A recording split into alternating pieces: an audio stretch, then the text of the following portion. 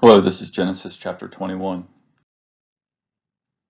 The Lord visited Sarah, as he had said, and the Lord did to Sarah as he had promised. And Sarah conceived and bore Abraham a son in his old age, at the time of which God had spoken to him. Abraham called the name of his son, who was born to him, whom Sarah bore to him, Isaac. And Abraham circumcised his son Isaac when he was 8 days old, as God had commanded him. Abraham was 100 years old when his son Isaac was born to him. And Sarah said, God has made laughter for me. Everyone who hears will laugh over me. And she said, who would have said to Abraham that Sarah would nurse children? Yet I bore him a son in his old age. Looking back in chapters 17 and 18, we see that God is now fulfilling his promise to Abraham. Genesis 17:16 says, I will bless her, and moreover, I will give you a son by her. I will bless her, and she shall become nations. Kings of people shall come from her. Again in Genesis 18:10, the Lord said, I will surely return to you about this time next year, and Sarah, your wife, shall have a son. God names Isaac in Genesis 17:19. He said, no, but Sarah, your wife, shall bear you a son, and you shall call his name Isaac. I will establish my covenant with him as an everlasting covenant for his offspring after him. The name Isaac means he laughs.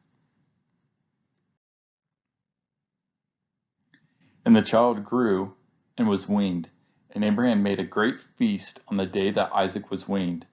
But Sarah saw the son of Hagar the Egyptian, whom she had borne to Abraham, laughing. So she said to Abraham, cast out the slave woman with her son, for the son of the slave woman shall not be heir with my son Isaac. And the thing was very displeasing to Abraham on account of his son. But God said to Abraham, be not displeased because of the boy, and because of your slave woman. Whatever Sarah says to you, do as she tells you, for through Isaac shall your offspring be named. And I will make a nation of the son of the slave woman also, because he is your offspring. So Abraham rose early in the morning and took bread and a skin of water and gave it to Hagar, putting it on her shoulder along with the child, and sent her away. And she departed and wandered the wilderness of Beersheba. Sarah does not want Ishmael competing with Isaac for blessings and the future heir. Abraham is apprehensive about sending Hagar and Ishmael away again, and God tells Abraham that he will bless Hagar and Ishmael, but does not mention them by name. God reaffirms that his blessing and covenant will run through Isaac, not Ishmael. Romans 9:6-8 says, but it is not as though the word of God has failed. For not all who are descended from Israel belong to Israel, and not all are children of Abraham because they are his offspring. But through Isaac shall your offspring be named. This means that it is not the children of the flesh who are the children of God, but the children of the promise are counted as offspring. When the water in the skin was gone, she put the child under one of the bushes. Then she went and sat down opposite him a good way off, about the distance of a bow shot. For she said, let me not look on the death of the child. And as she sat opposite him, she lifted up her voice and wept. And God heard the voice of the boy, and the angel of God called to Hagar from heaven and said to her, what troubles you, Hagar? Fear not, for God has heard the voice of the boy where he is. Up, lift up the boy, and hold him fast with your hand, for I will make him into a great nation. Then God opened her eyes, and she saw a well of water. And she went and filled the skin with water, and gave the boy a drink. And God was with the boy, and he grew up. He lived in the wilderness, and became an expert with the bow. He lived in the wilderness of Paran, and his mother took a wife for him from the land of Egypt. In these verses, we see Hagar and Ishmael on a journey they have known before. In chapter 16, Hagar was expelled from Abram and Sarai. In the wilderness she found a spring of water. God saw her and heard her. The angel of the Lord named Ishmael, and promised Hagar that she would have so many descendants that they could not be counted. Ishmael means God hears.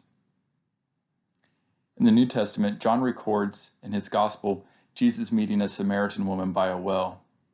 He said, "But the hour is coming, and is now here, when the true worshipers will worship the Father in spirit and truth.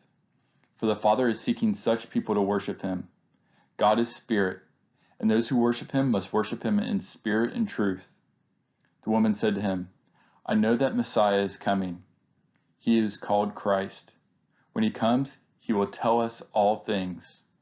Jesus said to her, "I who speak to you am he." At this time, Abimelech and Phicol, the commander of his army, said to Abraham, "God is with you in all that you do. Now therefore swear to me here by God that you will not deal falsely with me, or with my descendants, or with my posterity. But as I have dealt kindly with you, so you will deal with me and with the land where you have sojourned." And Abraham said, "I will swear." Abimelech sees that God's blessing rests on Abraham and seeks to align himself with Abraham in order to protect his assets. When Abraham reproved Abimelech about a well of water that Abimelech's servants had seized, Abimelech said, "I do not know who has done this thing. You did not tell me, and I have not heard of it until today." So Abraham took sheep and oxen and gave them to Abimelech, and the two men made a covenant. Abraham set 7 ewe lambs of the flock apart, and Abimelech said to Abraham, "What is the meaning of these 7 ewe lambs that you have set apart?" He said, "These 7 ewe lambs you will take from my hand, that this may be a witness for me that I dug this well." Therefore that place was called Beersheba, because there both of them swore an oath. So they made a covenant at Beersheba. Then Abimelech and Phicol, the commander of his army, rose up and returned to the land of the Philistines.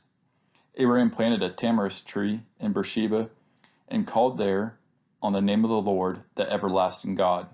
And Abraham sojourned many days in the land of the Philistines. Beersheba probably means well of 7 or well of the oath. Later, the town of Beersheba marked Israel's southern boundary. In verse 33, we see that Abraham called on the name of the Lord, the everlasting God.